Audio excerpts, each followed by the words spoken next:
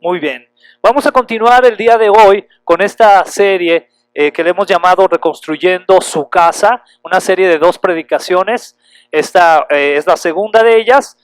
Y vamos a enfocarnos específicamente a Esdras y Nehemías, estos personajes que también fueron parte del reconstruir o el reedificar Israel, reedificar el templo, reedificar la enseñanza de la Torá en su momento, reedificar las murallas también de Jerusalén. Y esto es muy importante que nosotros lo podamos saber. Entonces, para entrar en contexto, vamos a recordar un poco de lo que vimos relacionado a Zorobabel. La semana pasada vimos que Zorobabel se esforzó en gran manera para reedificar el templo del Señor, aún contra las dificultades que se le habían presentado. Y vimos cómo Zorobabel continuó hacia el propósito de Dios a través de un llamado que el Señor le había hecho ya, pero que también después continúa a través del trabajo del profeta Ageo, que lo vuelve a animar a continuar con este esfuerzo de reconstruir la casa de Dios. Y eso es lo que vimos, pero hay otros 2 personajes que son los que vamos a estar hablando precisamente el día de hoy. Y estos personajes son precisamente Esdras y Nehemías. Usted va a encontrar en la Biblia estos 2 libros, el libro de Esdras y el libro de Nehemías. En la tradición antigua, Esdras y Nehemías realmente eran un solo libro, pero después ya con el canon bíblico que se fue estableciendo quedaron separados como libros separados. Es por eso que lo tenemos como Esdras y lo tenemos el libro de Nehemías. Pero aquí va a ser muy importante lo siguiente. ¿Qué es lo importante? Que usted y yo podamos, al leer estos libros, recordar que van de la mano.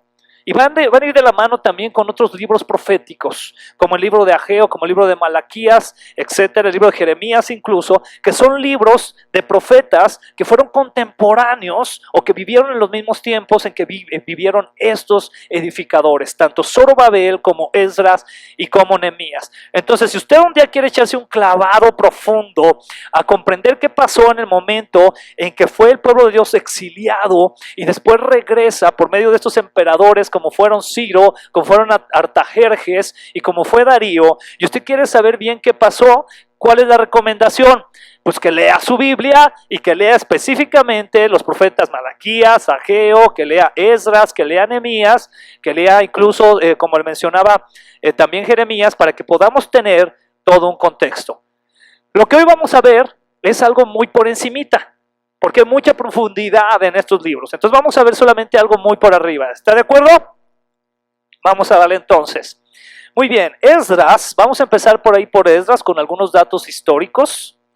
Esdras regresa a Jerusalén 60 años después de que Zorobabel ya había comenzado a trabajar en cierta manera.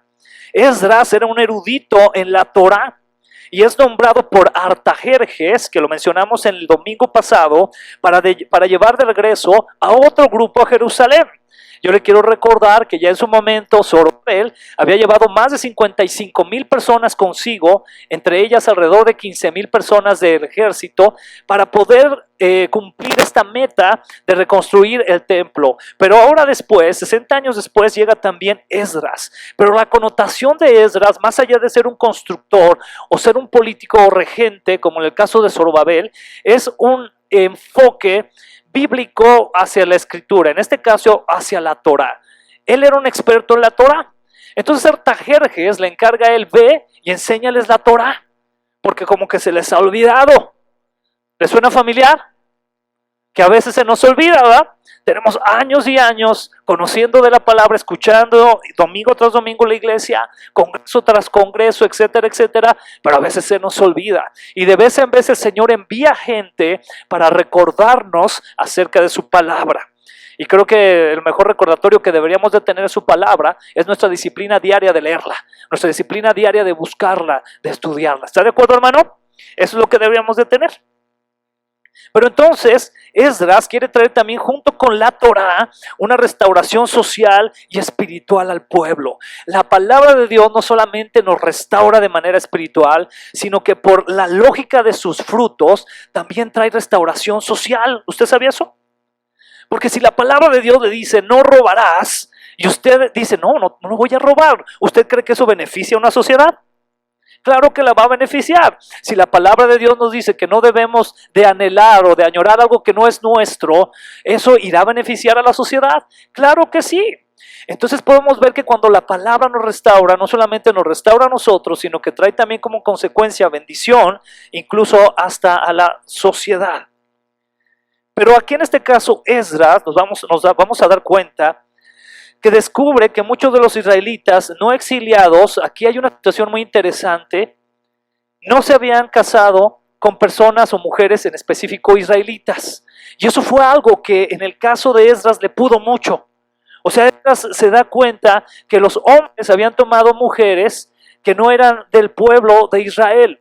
Y esto era algo que era muy específico en la ley de la Torá. Entonces Esdras venía con un celo muy fuerte. Y entonces vamos a ver aquí también a un Esdras que le nace un celo muy profundo, pero que incluso llega a caer un poco en la demasía humana. Déjame decirle por qué. Porque Esdras, una vez ya casados estos matrimonios, usted lo puede leer ahí en este libro, él manda una ley para que se divorcien. Y muchas mujeres y niños se van y salen exiliados. Y es entonces ahí cuando vamos a ver que si usted lee el libro de Malaquías, se va a dar cuenta que Malaquías el profeta le dice, esto es una palabra para Esdras, le dice, oye, el Señor dice que Él detesta el divorcio. Y ahí como que lo para. Entonces vamos a ver un Esdras que por un lado trata de hacer la voluntad de Dios, pero por otro lado también le sale como esa personalidad, ¿verdad? ¿A cuántos de los que estamos aquí así nos pasa a veces? Que tenemos la palabra del Señor, pero de repente también nos sale nuestra personalidad celosa, cayendo en lo religioso. Y a veces afectamos de más.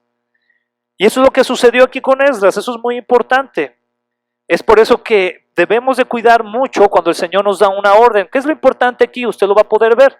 Lo importante aquí es que, por ejemplo, Esdras decide tomar esta decisión de que aquellos que se casaron con una mujer que no era israelita, se divorciaran de ella e incluso la sacaran del pueblo.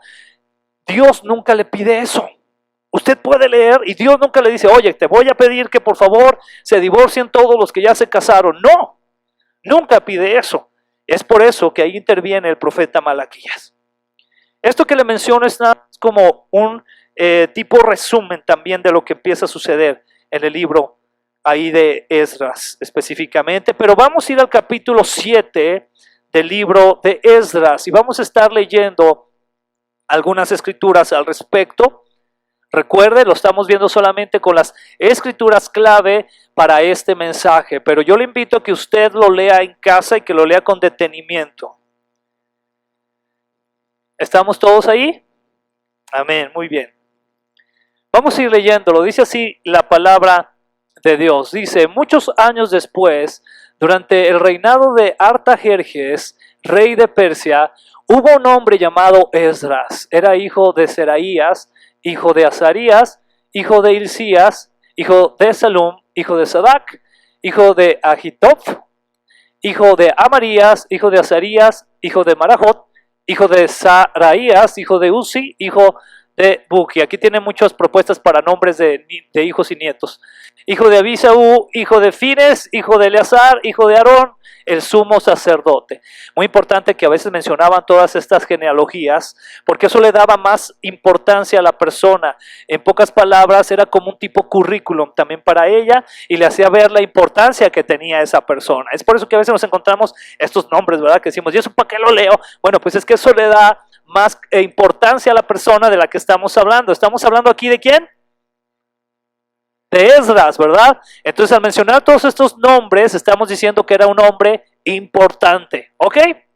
Dice el versículo 6, este Esdras era un escriba muy instruido en la ley de Moisés. ¿Cuántos de aquí son muy instruidos en la Biblia? Y el grillito cantó, ¿verdad? Dice enseguida, ay, eso ya me lo pagaron. Se lo voy a estar leyendo de por acá. Me quedé en el 6, ¿verdad? Dice, este Esdras era un escriba muy instruido en la ley de Moisés, la cual el Señor Dios de Israel había mandado al pueblo de Israel. Él subió de Babilonia a Jerusalén y el rey le dio todo lo que pidió porque la bondadosa mano del Señor Dios estaba sobre él. Muy importante, muy interesante esto que está pasando aquí. Vamos al versículo 7.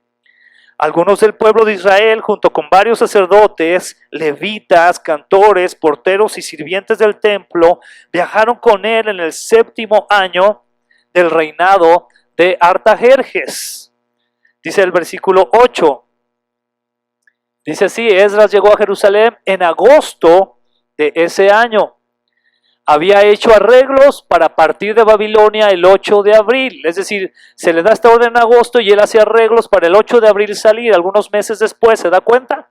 El primer día del nuevo año, y llegó a Jerusalén el 4 de agosto, pues la bondadosa mano de su Dios estaba sobre él. ¿Cuántas veces repite que está la mano de Dios sobre él hasta aquí? 2 veces, muy importante. Así fue porque Esdras había ¿qué?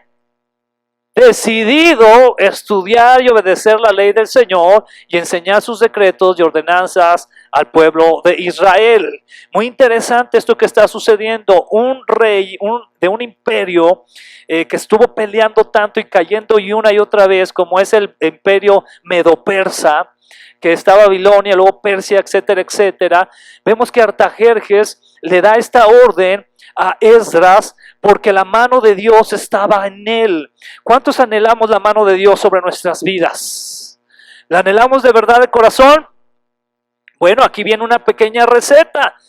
Sabemos que Dios es soberano y Él sabe sobre a quién bendice, pero yo veo aquí una clave importante que dice en este versículo, dice el versículo de esta manera, en el 10, así fue porque Esdras había decidido estudiar, y no solo estudiar, sino ¿qué más? Obedecer la ley del Señor. Y no solamente estudiar y obedecer la ley del Señor, sino que llega a un tercer nivel. ¿Cuál es el tercer nivel que llega? Y enseñar sus decretos y ordenanzas al pueblo de Israel. A veces nosotros nos preguntamos, Dios, ¿por qué me va mal? ¿Por qué estamos en estas situaciones? ¿Y por qué pasa esto? ¿Y por qué pasa lo otro? Relacionado específicamente a ese ambiente espiritual en el que a veces vivimos. Bueno, puede ser porque no estamos estudiando la Escritura, puede ser porque si no la estamos estudiando, mucho menos la estamos obedeciendo, y si no la estamos estudiando y obedeciendo, pues va a ser muy difícil que la podamos estar enseñando incluso. Pero aquí vemos estas 3 cosas muy importantes: estudiar la Escritura, obedecerla y enseñarla. Eso es algo muy importante. Entonces vemos aquí lo que Esdras hizo. Pero ahora vamos a pasar un poco a lo que hizo Nehemías. Vamos a ver, entonces ya nos queda claro que Zorobabel, él comienza a edificar o a reedificar el templo. Luego nos queda claro que Esdras lo que hace es que enseñar la Torá. Vuelve a enseñar la Torá. Y ahora vamos a ver qué es lo que hizo Nehemías. Llega Nehemías y es famoso porque él reconstruye los muros de la ciudad, es decir, esa área que protege a la ciudad o que la protegería de invasiones o de cualquier otro peligro. Nehemías también sirve en Persia a Artajerjes y Artajerjes le da permiso para reconstruir los muros.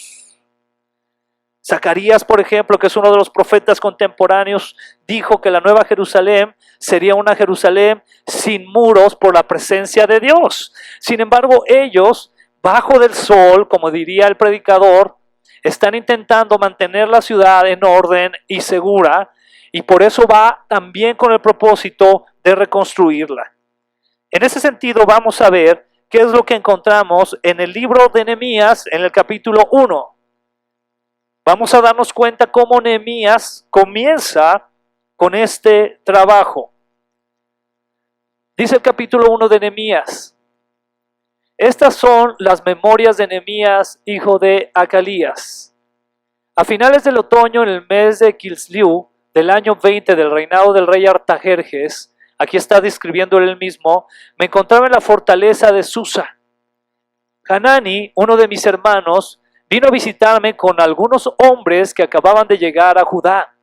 Les pregunté por los judíos que habían regresado del cautiverio y sobre la situación de Jerusalén.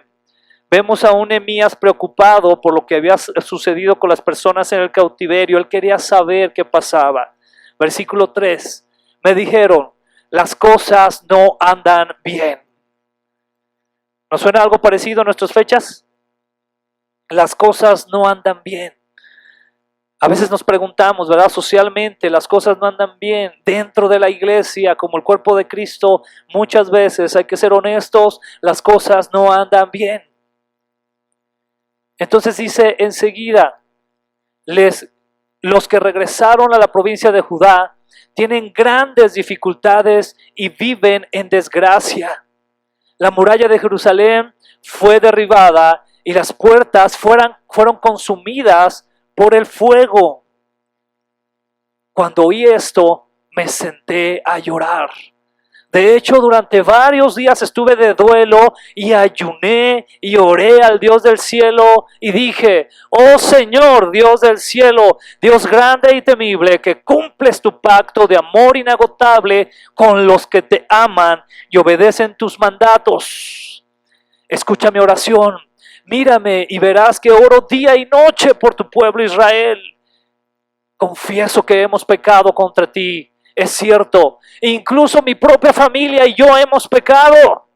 Hemos pecado terriblemente al no haber obedecido los mandamientos, los decretos y las ordenanzas que nos diste por medio de tu siervo Moisés. Te suplico que recuerdes lo que le dijiste a tu siervo Moisés. Si me son infieles, los dispersaré entre las naciones. Pero si vuelven a mí y obedecen mis mandatos y viven conforme a ellos, entonces, aunque se encuentren desterrados en los extremos más lejanos de la tierra, yo los volveré a traer al lugar que elegí para que mi nombre sea honrado. El pueblo que rescataste con tu gran poder y mano fuerte es tu siervo, oh Señor. Te suplico que oigas mi oración. Escucha las oraciones de aquellos quienes nos deleitamos en darte honra. Te suplico que hoy me concedas éxito y hagas que el rey me dé su favor. Pon en su corazón el deseo de ser bondadoso conmigo. En esos días yo era copero del rey. Vemos aquí a un Nehemías realmente preocupado por el pueblo de Israel. Realmente preocupado por un pueblo que había desobedecido al Señor y que había sido un pueblo acompañado por un sinnúmero de profetas, los cuales le decían, vuelve al Señor, vuelve, regresa al Señor, regresa a la ley de tu Dios para que te vaya bien, porque si no el Señor te va a desterrar y te va a disciplinar. Y así sucedió. Es por eso que llegan los imperios que llegan, en este caso específicamente Nabucodonosor, que es con quien inicia esta historia del destierro de Israel, y se cumple la disciplina de Dios. ¿Cuántas veces el Señor a nosotros nos habla así? Y nos dice, hey, pon atención, regresa, acá estoy. Estás en otras cosas. Ya no me buscas, ya no me honras, ya no me adoras, tienes otras prioridades. Que fue algo muy parecido a lo que nos decía el profeta Ageo, ¿lo recuerdan? Y entonces el Señor nos dice, regresa, regresa, porque si no las cosas van a estar mal. Y no es tanto que lo tengamos que ver desde la perspectiva de que Dios nos va a castigar y que Dios entonces va a hacer que algo nos vaya mal. Obviamente Él es soberano, pero es fruto de nuestras propias consecuencias. Esa es la realidad.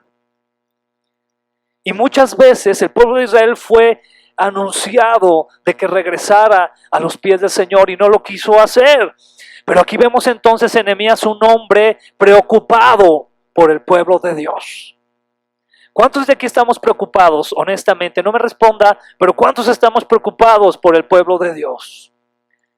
Estamos más preocupados por nuestras propias cosas, por lo que nos interesa a nosotros, por cómo nos sentimos, por las emociones que nos ganan, que nos embargan, más allá de por el pueblo de Dios. Y a mí me encanta Nehemías porque él se incluye en el paquete, ¿se da cuenta? Cuando él ora no dice, perdónalos nada más. ¿Qué dice? Porque yo también he pecado y mi familia conmigo. Se pone al frente. Hombres de aquí de la iglesia, ¿cuántos hombres sabemos de aquí de la iglesia? Que están al frente de una familia. ¿Sabe quiénes nos debemos de poner al frente realmente cuando las cosas no van bien en casa? Nosotros. Y debemos de tener la humildad en nuestro corazón, pedir al Señor esa humildad, decirle, Señor, perdónanos, porque si algo no está bien es porque... Y no estoy hablando de que si no hay o no hay dinero en la casa, y no estoy hablando de que si tiene un carro bonito, no. Estoy hablando de las situaciones realmente profundas que embargan nuestros hogares y que son a veces problemas que nos atacan. Y cuando pasa ese tipo de situaciones, los primeros que debemos de ponernos en la brecha somos aquellos que debemos ser como un Nehemías o como un Josué, que se ponían al frente de su casa. ¿Cuántos decimos amén? El Señor quiere eso de nosotros. Entonces vemos esto en Nehemías, vemos esa preocupación por el pueblo de Israel. Pero fue una preocupación que no se quedó solamente en eso. Y vemos que oró, y no oró poco, oró mucho y ayunó, oró días. A veces nosotros queremos que el Señor nos responda en una oración de 5 minutos. Cuando nos levantamos todos modorros, ¿verdad? Señor, gracias, ayúdame, Señor, que ya me quiera mi jefe en el trabajo. Y ya te vas.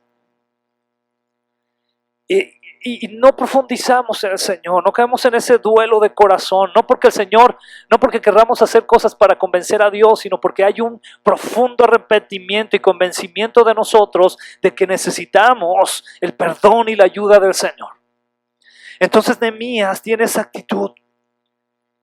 Y él le dice en el versículo 11, oh Señor, te suplico que oigas mi oración.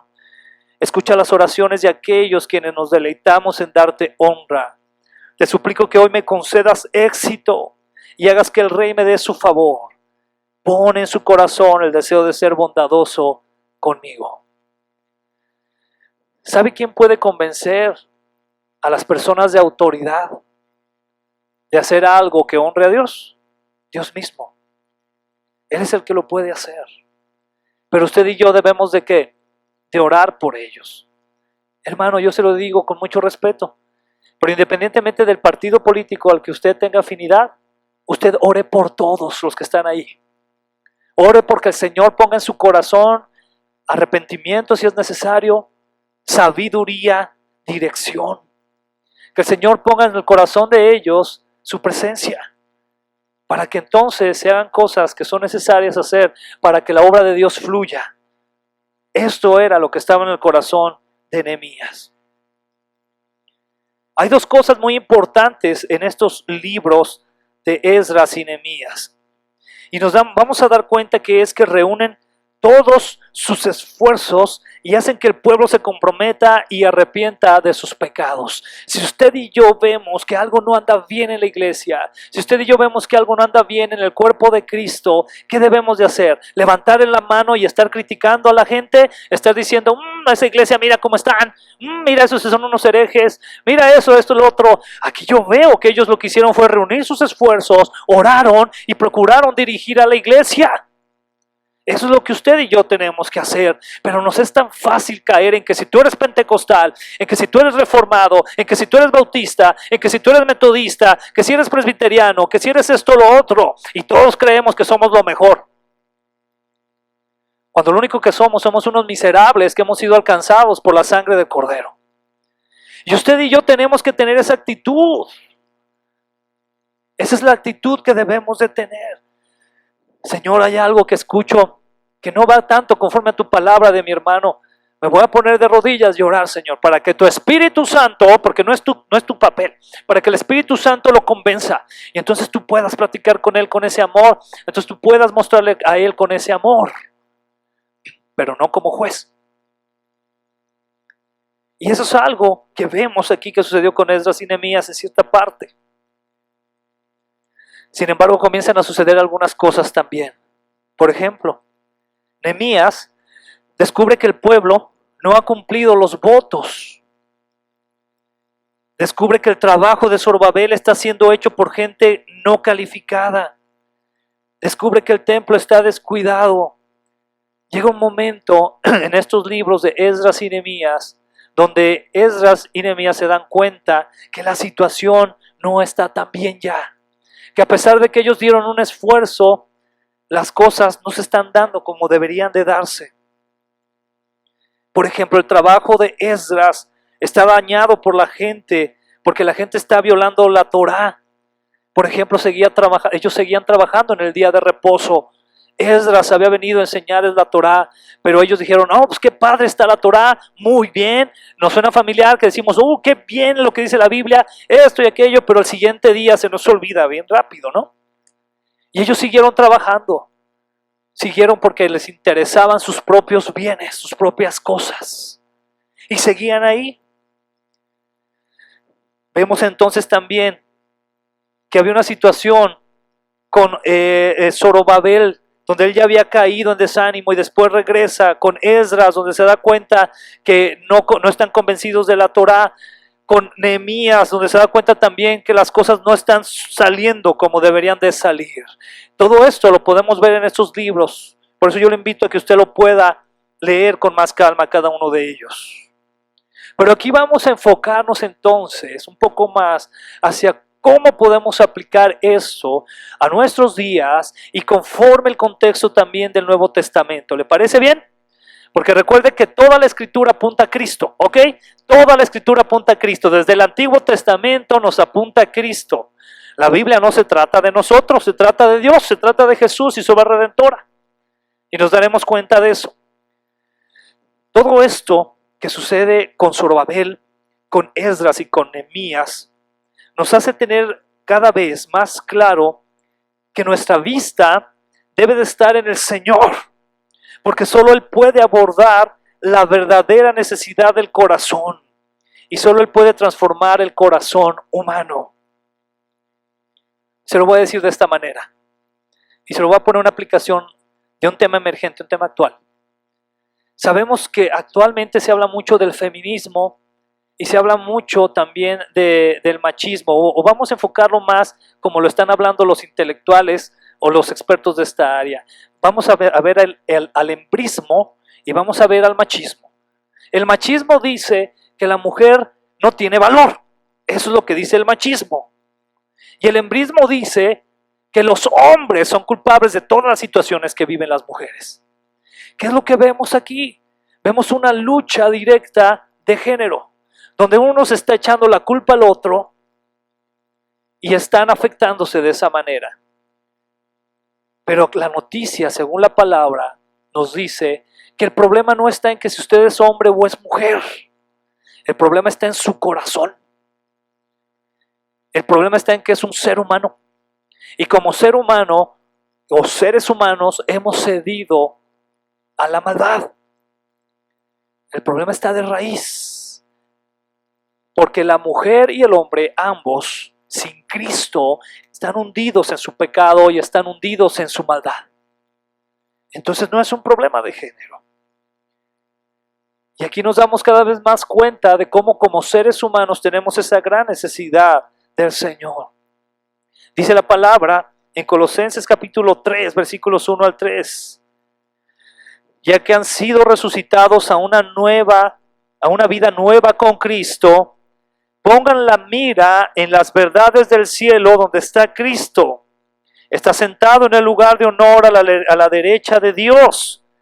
Piensen en las cosas del cielo, no en las de la tierra, pues ustedes han muerto a esta vida y su verdadera vida está escondida con Cristo en Dios. En nuestro recorrido al servir al Señor, porque aquí vemos que un Zorobabel, un Esdras y un Nehemías fueron hombres llamados por Dios para cometer una misión, ¿está de acuerdo? Pero las cosas no salieron como pensaban. ¿Cuántos servidores hay aquí hoy, hermanos? Levanten su mano todos los servidores que sirvan en alguna área. Yo le tengo, puede bajarla, gracias. Yo le tengo una noticia. Las cosas a veces no van a salir como quisiéramos. Se lo voy a repetir. Las cosas dentro de las iglesias locales y en el cuerpo de Cristo en general no van a salir como quisiéramos siempre. Que ya nos faltó una maestra de la escuela dominical y nos avisó apenas hace 5 minutos. ¿Qué vamos a hacer? Ay, ¿por qué? No, pues tenemos que salir de alguna manera. Ay, que uno de los del grupo de alabanza, que era el que iba a llevar todo más, que era el que iba a dirigir bien la música, resulta que se le pegaron las sábanas. ¿Qué vamos a hacer? Ay, ¿por qué? No, nuestros ojos en Cristo. Aún y que podamos decir, uy, es que de los líderes de la iglesia, no, uno ya cayó, porque sabe que eso pasa, y puede pasar, y que podemos decir, no, pues pobre iglesia, la iglesia es de Cristo, y usted y yo debemos de poner nuestros ojos en Cristo, y hacer algo al respecto, pero no tomar esa postura de, no, pues ya, se acabó el mundo. No, hermano, el mundo no se ha acabado, usted sigue respirando, por gracia de Dios. Y tenemos que ir adelante. ¿Está de acuerdo? Dios cumplirá sus promesas. ¿Y sabe qué, hermano? Dios va a cumplir sus promesas más allá de todo líder, más allá de todo gran teólogo o hombre, más allá de todo ministerio. Ante un ser humano con un corazón tan corrupto y complicado, solo Dios, por medio de su obra redentora en Cristo Jesús, es quien puede transformar el corazón. El Señor, gloria a Él, sigue trabajando con su iglesia, la sigue embelleciendo, porque el Señor viene por una iglesia santa y pura, esa va a ser su novia.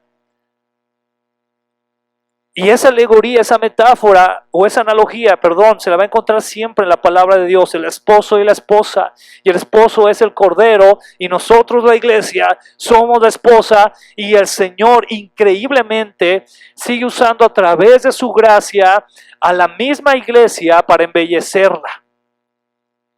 ¿Alguien de aquí alguna vez ha visto que entre por aquí algún ángel para decirle, oye, quiero sentarme contigo para explicarte esta escritura que no has entendido estos años? ¿Alguien le ha pasado eso?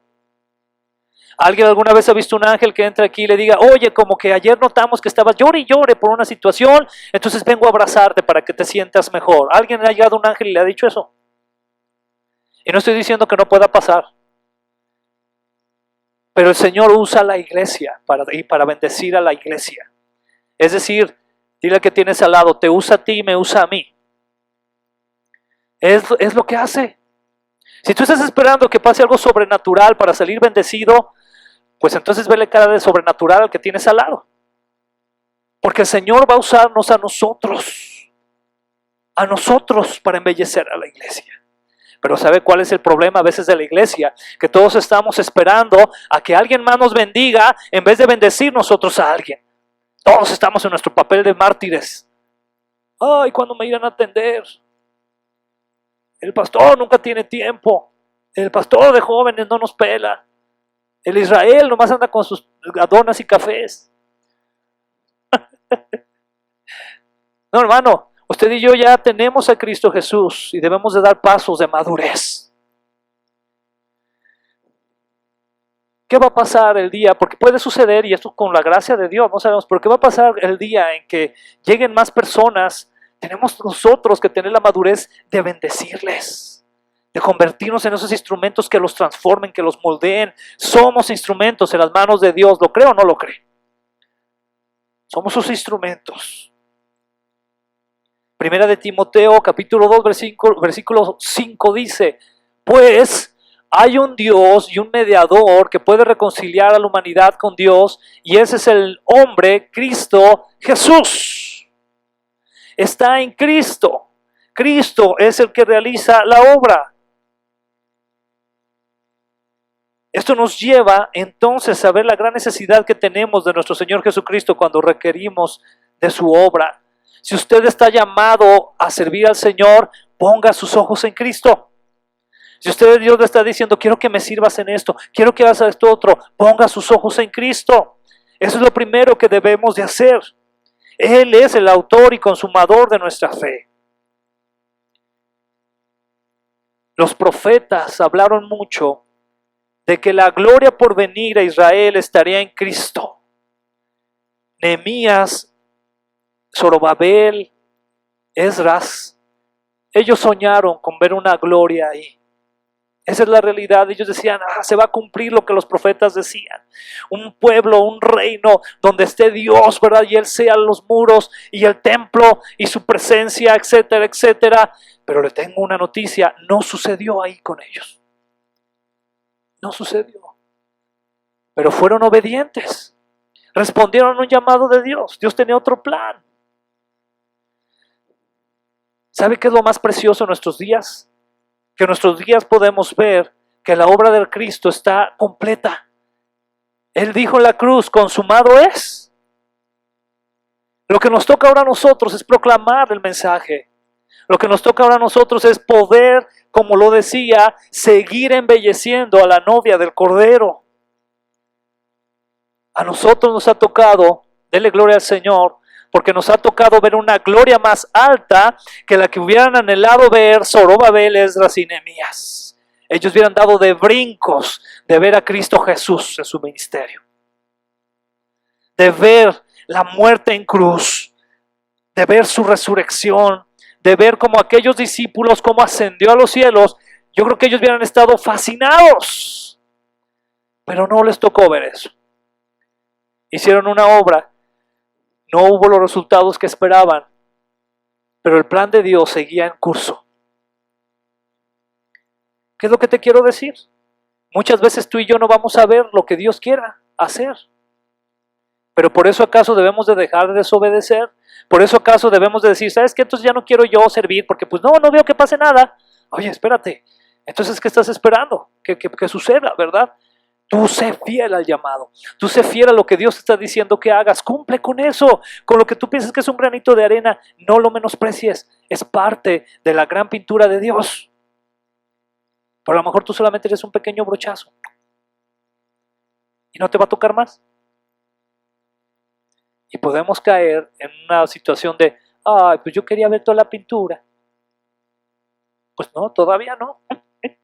Tú tienes que cumplir con la parte que Dios te está pidiendo que cumplas. Todos quisiéramos ver cosas más excelentes. Todos quisiéramos ver cosas más perfectas. Pero la perfección la tenemos en Cristo Jesús y en su obra. Dice Filipenses capítulo 2. Es un versículo precioso. Empieza a hacer aquí algunas preguntas. Dice así, ¿hay algún estímulo en pertenecer a Cristo? Qué interesantes preguntas, ¿eh? Son como tipo retóricas. ¿Existe algún consuelo en su amor? ¿Tenemos en conjunto alguna comunión en el Espíritu? ¿Tienen ustedes un corazón tierno y compasivo? Y aquí todo esto, la respuesta es que sí. Nos dice, ¿hay algún estímulo a pertenecer a Cristo? ¿Algunos de ustedes tienen algún estímulo a pertenecer a Cristo? Pues que somos salvos, amén. ¿Qué más estímulo quiere que ser rescatado del infierno? Y tener esa comunión de conocer al Creador del universo, porque eso es lo más maravilloso, que nos da la bendición de tener la conciencia de quién es Él. Amén. Eso es maravilloso. ¿Existe algún consuelo en su amor? ¿Existe algún consuelo en su amor? Sí, hermano. Sí lo hay. Claro que sí. ¿Tenemos en conjunto alguna comunión en el Espíritu? Sí, amén. Porque esa carga que tú a veces tienes por algún hermano es porque el Espíritu Santo te la está poniendo para que hagas algo por él. Tenemos comunión. Y entre otras cosas. ¿Tienen ustedes un corazón tierno y compasivo? Yo espero que sí. Aquí les está hablando específicamente a los filipenses porque él los conocía, ¿no? Pero dice, entonces, háganme verdaderamente feliz poniéndose de acuerdo de todo corazón entre ustedes. Repita después de mí, estemos de acuerdo. Qué difícil es a veces eso. Y no me quiero meter en Honduras aquí en la iglesia, pero qué difícil es a veces estar de acuerdo. Porque con alguna pequeña diferencia, increíblemente, a veces afectamos los mismos ministerios de la iglesia, que son la obra del Señor. Esa es la realidad, mi hermano. Yo te lo tengo que decir porque de eso se tratan estas series. Porque hubo una cosa que ya no te gustó de tu hermano, que puede ser hasta cómo se peina. O que cómo se viste. A veces cosas así, pequeñitas. No, yo no voy con él a evangelizar porque se peina con los pelos parados. ¡Wow! Cosas así, ¿no? Entre muchas otras. Pero entonces aquí dice Pablo, ¿verdad? Entonces háganme verdaderamente feliz poniéndose de acuerdo de todo corazón entre ustedes, amándose unos a otros. ¿Y qué, hermanos? Y trabajando juntos en un mismo pensamiento y en un mismo propósito. Le está hablando a una iglesia local, a los filipenses, y les está diciendo: ámense, pónganse de acuerdo, vayan sobre el mismo propósito, sobre la misma visión. Es lo que podemos entender, amén. Eso es lo que dice aquí. Y enseguida dice: no sean egoístas, no traten de impresionar a nadie. Sean humildes, es decir, considerando a los demás como mejores que ustedes. ¿Se da cuenta la aplicación de este versículo? Está hablando de que trabajemos en unidad, pero está hablando de que trabajemos en unidad siempre recordando que los demás valen o son más que nosotros, porque eso nos hace humildes. Dice: no se ocupen solo de sus propios intereses, sino también procuren interesarse en los demás. Voy a poner un ejemplo práctico. Podemos pensar: no, es que nuestro ministerio debe de trabajar de esta manera y entonces pues no podemos apoyar a tu ministerio. Oh, es que mi ministerio no tiene tiempo para eso.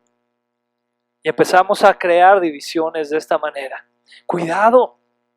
Por eso ahí dice el versículo 4, no se ocupen solo de sus propios intereses, sino también procuren interesarse en los demás.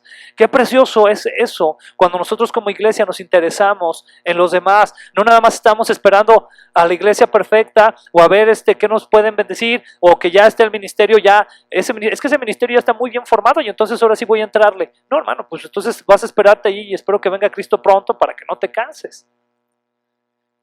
Porque tú no vas a ver algo así aquí. Siempre va a haber cosas.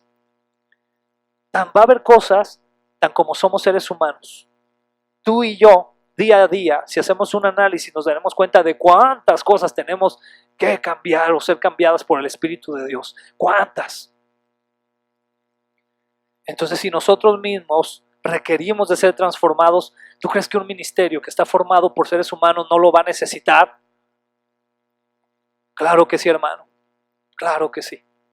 Pero ahí está la obra del Señor. Ahí está donde se está desarrollando esta obra preciosa de Él. Dice enseguida: tengan la misma actitud que tuvo Cristo Jesús. Y aquí entonces, hermano, Pablo hace una intervención maravillosa. Porque Pablo, al hablar del trabajo en unidad de la iglesia, él dice: yo no les voy a decir en este caso que sean como tal hermano de tal iglesia, que sean como tal predicador de tal lugar, que sean como tal misionero. Les voy a poner un estándar bueno para que de veras se pongan las pilas. Entonces dice Pablo: tengan la misma actitud que tuvo ¿quién? Cristo Jesús. Y ahí ya tenemos una gran tarea. Ahí ya nos dejamos de que, uy, pues es que yo soy mejor organizador que ese hermano. Uy, es que yo sé más de las escrituras que aquel. Uy, es que yo oro más que ese. Uy, es que yo canto más bonito en la hora de la alabanza que aquellos que nomás se les salen los gallos. Y empezamos así, ¿verdad? Echamos competencias entre nosotros y aquí dice: no, tengan la misma actitud que tuvo Cristo Jesús. Y dice: aunque era Dios, no consideró que el ser igual a Dios fuera algo a lo cual aferrarse. No alcanzamos a comprender esto, hermano. Honestamente, yo creo que durante nuestra vida en esta tierra no alcanzaremos a entender este versículo de manera profunda, que nos dice, nos habla de Cristo Jesús, Dios. No entendemos esa magnitud. No lo entendemos. Y no entendemos, por lo tanto, a profundidad lo que fue el que Él no se considerara al ser igual que Dios, que no se aferrara a eso. Dice versículo 7, en cambio, renunció a sus privilegios divinos, adoptó la humilde posición de un esclavo y nació como un ser humano. Cuando apareció en forma de hombre. ¿Alguien de aquí le gustaría convertirse en un piojo?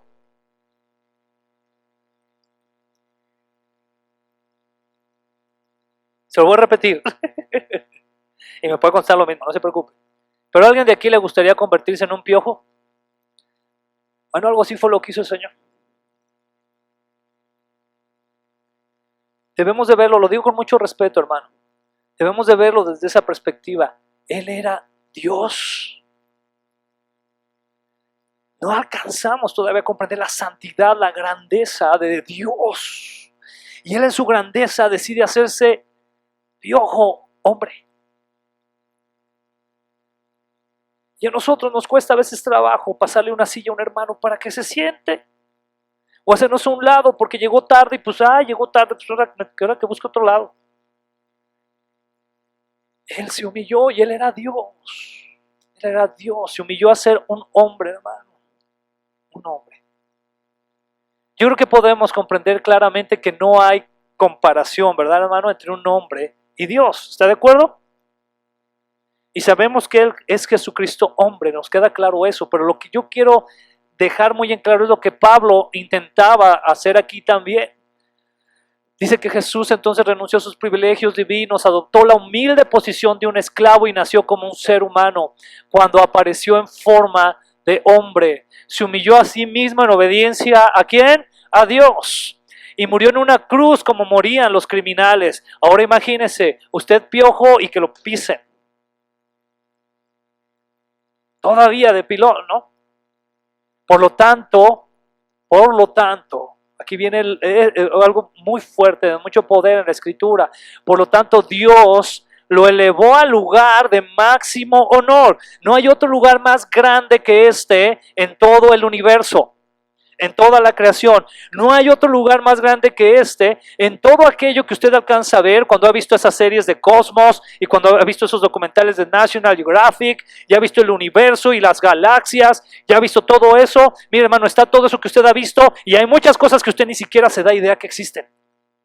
Y el Señor Jesucristo está con un nombre de máximo honor por encima de todo eso. Ahí está Jesús. Entonces no es nuestro amigo Chuyito, ¿verdad que no? Es Jesús. Se le dio ese nombre. Dios lo elevó al lugar de máximo honor y le dio el nombre que está por encima de todos los demás nombres.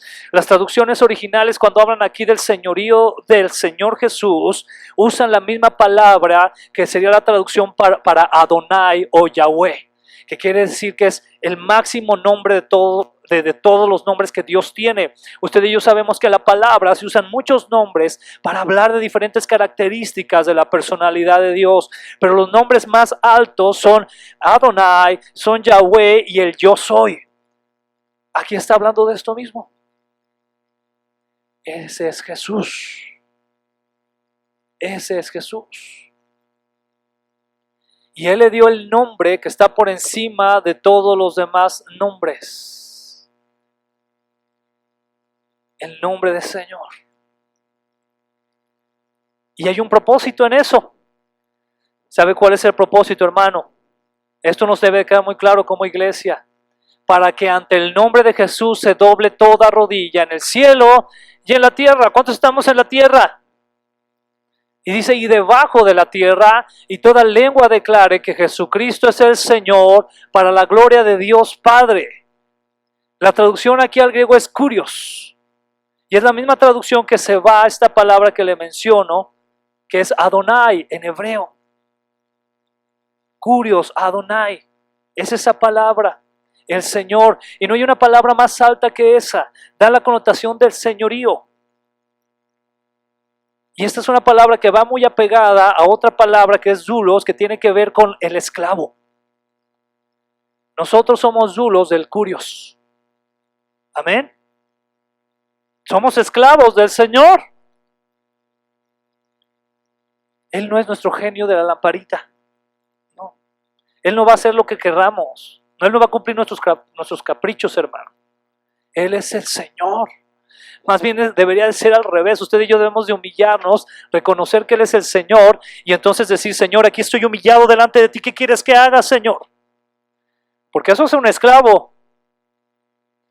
¿O cuando han visto que un esclavo diga, yo no le voy a hacer caso? ¿Qué quieres que haga esto? Pues hazlo tú. Imagínese eso, imagínese usted un hombre de poder, de autoridad, un kurios, y que lleva un doulos, que es un esclavo, y entonces dice el kurios, ¿sabes qué? Necesito que vayas y limpies y recojas esa cosecha que tengo ahí. Y que el esclavo diga, chis, pues tú, ¿que no tienes manos?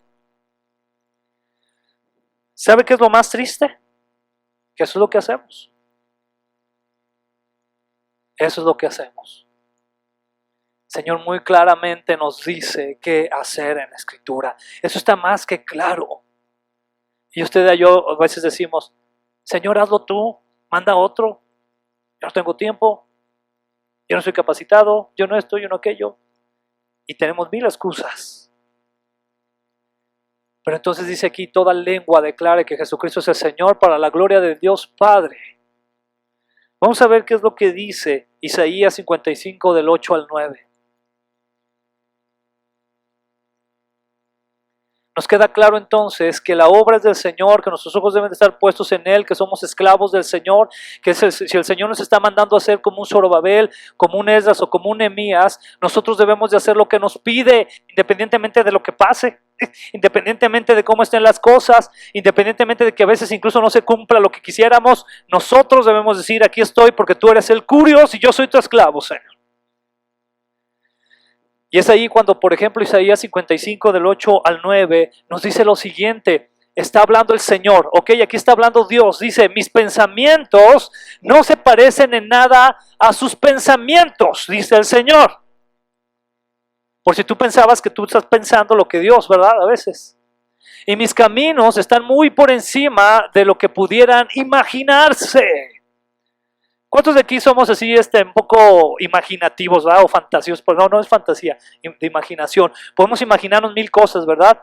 Hay artistas, hay creadores que han hecho muchas cosas a partir de la imaginación, pero aquí nos dice que el pensamiento de Dios va más allá de lo que pudiéramos imaginar.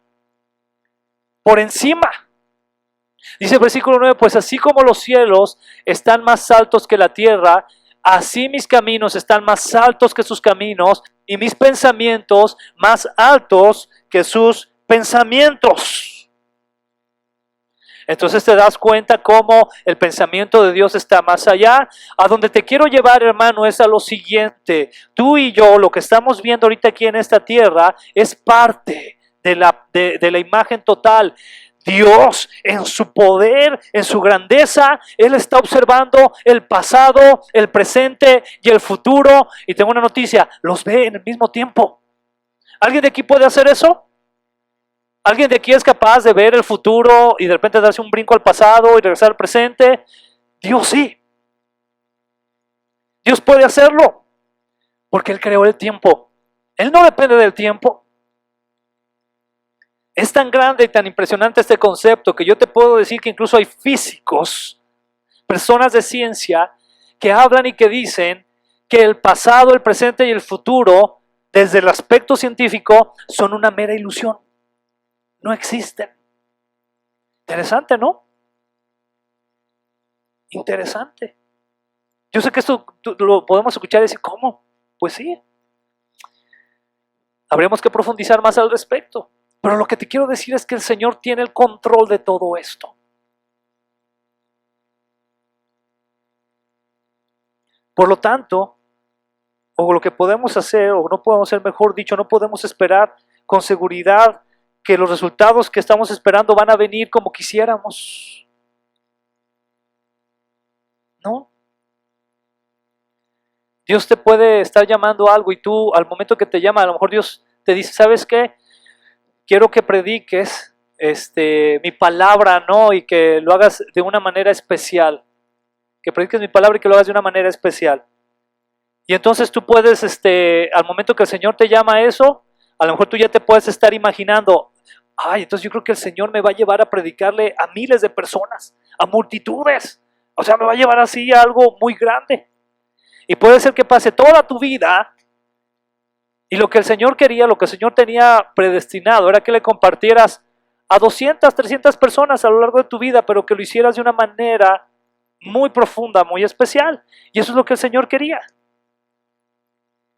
Pero a veces nosotros pensamos ya o nos adelantamos a resultados que no son lo que Dios quiere o tiene preparado. Pero ¿qué es lo que nos toca entonces? Lo repito, nos toca obedecer. Lo que nos toca es atender y confiar en el Señor. Él es quien tiene los planes perfectos. Mateo 28, 19 al 20 lo tenemos ahí. Dice así, por lo tanto vayan, ¿y qué dice? Y hagan discípulos de todas las naciones, bautizándolos en el nombre del Padre y del Hijo y del Espíritu Santo. Dice enseguida, Se los voy a terminar de leer aquí. Enseñen a los nuevos discípulos a obedecer todos los mandatos que les he dado y tengan por seguro esto, que yo estoy con ustedes siempre hasta el fin de los tiempos. Hermanos, en el amor del Señor, si alguien tiene duda de qué es lo que tiene que hacer, cuál es su llamado, está esperando una confirmación, está esperando un sueño, una visión, un ángel que llegue y lo visite, le voy a ahorrar todo eso. Aquí le tengo el llamado. Ya no se preocupe más, ya no se preocupe que si quiere ir a un congreso donde de repente alguien le diga, tú pasa al frente porque el Señor, ya olvídese. Aquí está. Ya se lo ahorré. Dice que hagamos discípulos. Dice que les enseñemos a los nuevos discípulos a obedecer todos los mandatos que Él nos ha dado. Y Él va a estar con nosotros. Yo le quisiera animar a que, por ejemplo, el año que si puede empezar ya, pero que si lo quiere poner como un propósito de año nuevo, póngase el propósito de discipular a alguien, hermano. Es más, le voy a decir una cosa, no esté esperando células, no esté esperando que tengamos aquí temas especiales, no esté esperando eso, que lo vamos a seguir haciendo, no quiero decir que no, pero usted dése la tarea. Piense en que al próximo diciembre usted habrá podido ser usado por Dios para enseñarle a alguien la palabra. ¿Podrá hacerlo, hermano? Sí, hermano, yo creo que sí. Tan sencillo como que usted le comparta lo que está viendo aquí los domingos. Oye, quiero que aprendas esto de la palabra. Tan sencillo como que usted le comparta lo que estudian las células. Tan sencillo como que usted le comparta lo que vamos a empezar a estudiar todos los servidores de la iglesia a partir de enero, los domingos a las 11. ¿Tenemos de dónde? Amén. ¿A cuántos de aquí les gusta el cafecito y las galletas? O así sentarse con alguien y disfrutar de la comida, todos, ¿no? Pues aproveche eso y dígale a su amigo, te invito a un café una vez a la semana en mi casa o en tal lado y estudien la palabra. ¿Tiene alguna dificultad? ¿Requerirá de algún diploma? ¿Requerirá de algo más? Lo único que el Señor quiere es que pongamos manos a la obra. Es lo que Él anhela. Y como parte, hermano, de este proceso, que estamos hablando de un llamado individual que el Señor nos hace, pero que repercute como iglesia, está lo siguiente. Vamos entrando ya a la parte final. Dice Efesios capítulo 4 del 11 al 16. Ahora bien, Cristo dio los siguientes dones a la iglesia: los apóstoles, los profetas, los evangelistas, los pastores y maestros.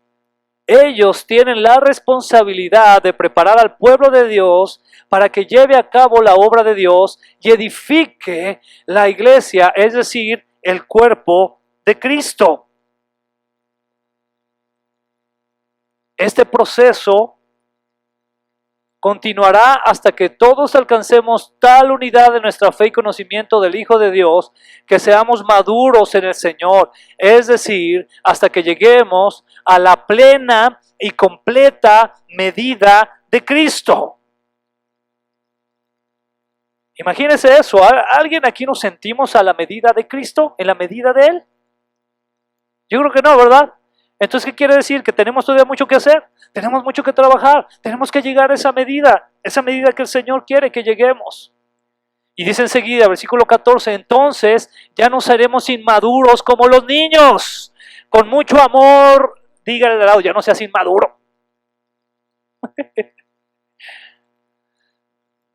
Dice, no seremos arrastrados de un lado a otro, ni empujados por cualquier corriente de nuevas enseñanzas. No nos dejaremos llevar por personas que intenten engañarnos con mentiras tan hábiles que parezcan la verdad. En cambio, hablaremos la verdad. ¿Cuál es la verdad, hermano?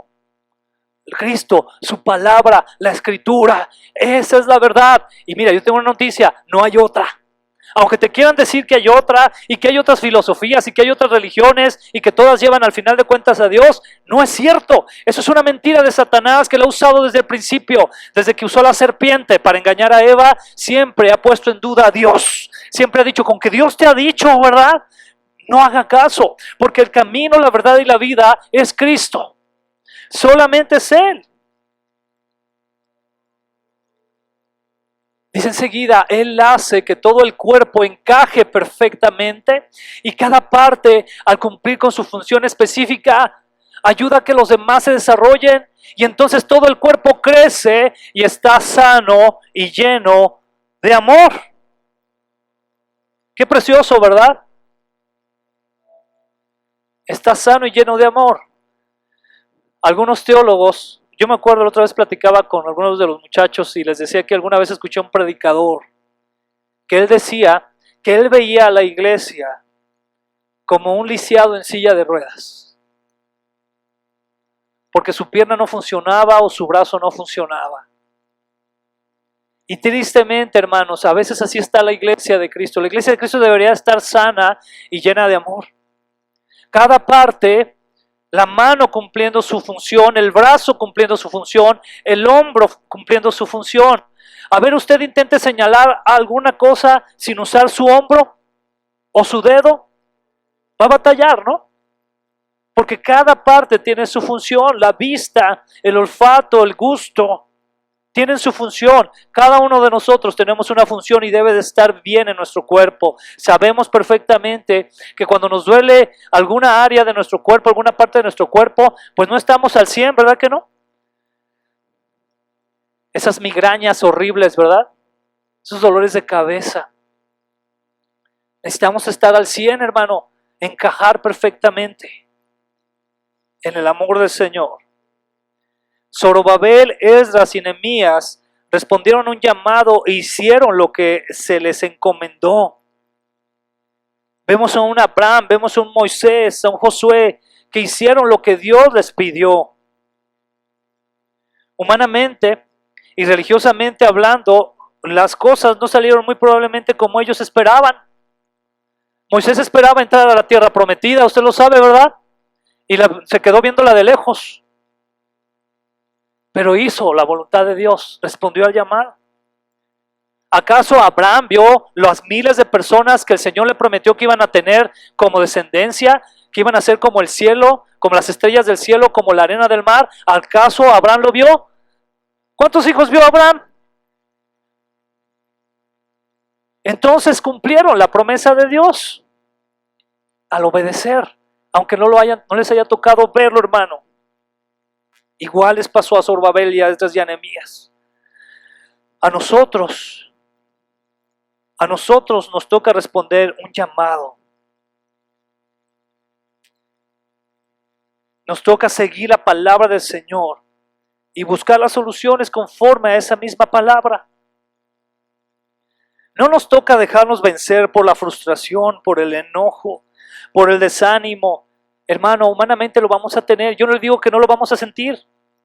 Yo muchas veces me he desanimado, me he molestado, me he enojado. Eso se siente, pero que no nos estorbe para continuar.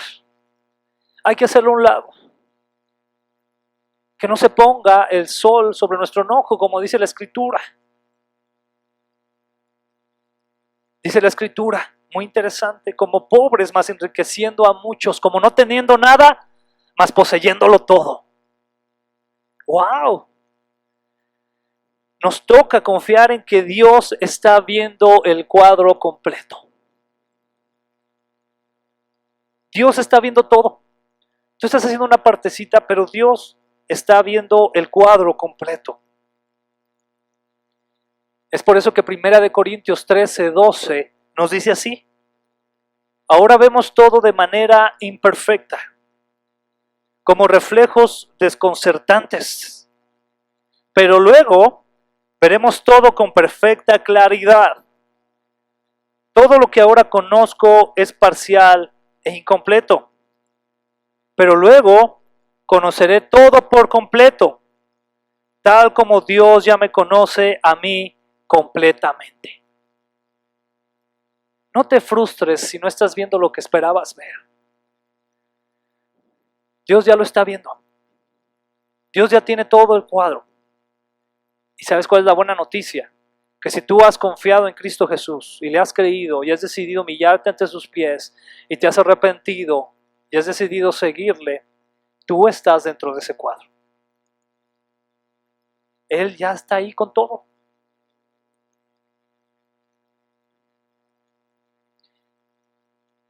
Les quiero compartir algo para terminar. Es algo muy personal, pero se los quiero compartir. Yo espero que sea de bendición para ustedes. Cuando mi mamá murió, hace ya más de un mes, y pasó todo este proceso tan pesado que pasó, me acuerdo que yo estaba en un momento, pues sí, de lo personal, de tristeza, y haciéndome muchas preguntas, que fueron preguntas que uno se hace incluso en el transcurso de situaciones como esta, ¿verdad? Fueron 4 años que mi mamá estuvo luchando contra el cáncer, y fue un cáncer muy agresivo, muy duro con ella, que la postró casi por 3 años completamente en cama, de verdad, y una situación muy dura. Y le preguntas al Señor, le preguntas por qué o para qué es esto, ¿verdad, Señor? Y el Señor te manda a decir, bástate en mi gracia, confía en mí, descansa en mí, confía. Y yo creo que muchos de nosotros, en nuestro caminar y el llamado que Dios nos ha dado, pasamos por cosas así, donde decimos, ¿por qué, Señor, está pasando esto? ¿Para qué está pasando esto? Y es muy humano que te lo preguntes, no te sientas mal por preguntártelo. O sea, aquí la enseñanza no es, no te hagas esas preguntas, no. La enseñanza es, a pesar de eso, confía en Él. Confía en el Señor, en que Él tiene el control. Y a veces, aunque nosotros, como una pintura, ¿qué vemos ahí? Podemos en esa imagen saber qué es lo que es. Vemos ahí, veo un color blanco, ¿verdad? Algo más por ahí. Es lo único que alcanzo a ver. Y a veces, por ejemplo, con lo de mi mamá, yo decía, Señor, pues nada más alcanzaba a ver eso, ¿verdad? La situación de dolor, de angustia que ella vivió. No tanto por lo que uno pueda sentir como familiar. Yo lo que a veces pensaba más era lo que sentirá ella. Que es quien realmente está pasando la situación. Pero yo solamente alcanzo a ver eso. Y recuerdo muy bien que en la primera semana que mi mamá partió con el Señor, porque ella está con el Señor por su gracia del Señor. Yo recuerdo que, y decía, Señor, pues como de esas veces, que Señor, háblame, dame una palabra, ¿verdad? Y iba a la Escritura y todo, y el Señor me hablaba, y sabemos que tenemos la Escritura, Él nos habla. Pero es increíble, ¿no? Entonces, viendo por ahí, y no es que yo lo haya buscado, esto lo quiero dejar muy en claro, créanme que no estaba buscando eso, simplemente estaba haciendo revisión ahí de unas cosas personales en internet. Y entonces me encuentro con parte de esta imagen. Pero le repito, aquí solamente vemos una parte. Ahora conocemos en parte. ¿Está de acuerdo, hermano? Conocemos en parte. Pero la realidad es que hasta que suceda esto, es que vamos a saber por qué. Y el Señor así me respondió a mí en ese momento.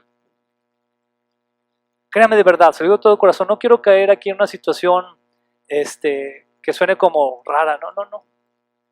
Este cuadro es de una pintora y se llama el primer día en el cielo, se llama. Y eso a mí me trajo consuelo a mi corazón cuando lo vi. Porque inmediatamente pensé en mi mamá, dije, Señor, seguramente tú la tienes en tus brazos, Señor, tú la recibiste en tus brazos. Y esta es la imagen que el Señor está viendo. Te repito, a lo mejor tú y yo ahorita nada más estamos viendo esta. Y a lo mejor en esta vida nada más nos va a tocar eso y nada más. Nada más. Pero como dice aquí en Corintios, entonces, hasta que estemos con Él, vamos a conocer. Ahí veremos cara a cara. Vamos a conocer cómo fuimos conocidos. Ahí es donde vamos a darnos cuenta. Termino con la siguiente ilustración. Se la compartí a algunos, pero quiero compartírselas una vez más. Había un matrimonio que estaba en África y había servido en África como por 40 años de su vida como misioneros. Y ellos, llega el momento en que ya son grandes, son mayores de edad y regresan a los Estados Unidos. Y regresan en barco, y al regresar en el barco, ellos ven a una multitud afuera, ahí tras ventanillas alcanzan a ver a una multitud con pancartas, y los ven ahí como con música. Y entonces el corazón de este misionero que iba junto con su esposa se llena de alegría, ¿no? Y dice, mira, ya nos están recibiendo, ya nos están preparando ahí la bienvenida, ¿verdad? Del trabajo que hicimos. Y cuando van ya bajando del barco, se dan cuenta que delante de ellos venía el presidente Roosevelt de los Estados Unidos, era el presidente en ese tiempo. Las porras no eran para ellos, era para el presidente Roosevelt. Entonces este hermano se agüitó, ¿verdad? Como decimos coloquialmente. Y le dijo, Señor, ¿por qué si yo te serví por tantos años, dejé mi casa, mis comodidades y me fui a la África a servirte por tantos años y nadie vino aquí a recibirnos? Porque nadie fue a recibirlos. Se bajaron del barco con sus maletas, llegaron a su casa, dejaron sus maletas y a seguir todo como si nada hubiera pasado. Y él entró en ese conflicto. Y en ese conflicto, que son conflictos que a veces usted y yo tenemos con Dios, se puso a orar fuertemente. Y una de esas ocasiones que él oró, el Señor le respondió. Y le dijo, hijo, ¿por qué te entristeces tanto en tu corazón de eso? ¿Por qué te pones con tanta carga en tu corazón? Quiero decirte una cosa, hijo, esa no era tu bienvenida, porque tú ni siquiera has llegado todavía a casa. Y usted y yo no hemos llegado a casa todavía. Aquí estamos cumpliendo un propósito de Dios. Hasta que estemos allá, hermano, entonces sí ya estaremos de fiesta completamente con el Señor. Pero estamos cumpliendo hoy un propósito de Dios. Entonces si tú eres como un Zorobabel, como un Esdras o como un Nehemías y el Señor te ha dado un llamado, hazlo, hermano. Cúmplelo. Es para Él. Y con ese llamado tú vas a bendecir a mucha gente. Porque como vimos en la Escritura nos dice que no seamos egoístas. Y que procuremos también que por medio de esto podamos embellecer, enriquecer a la iglesia de Cristo. ¿Cuántos dicen amén? Pónganse de pie, vamos a orar al Señor.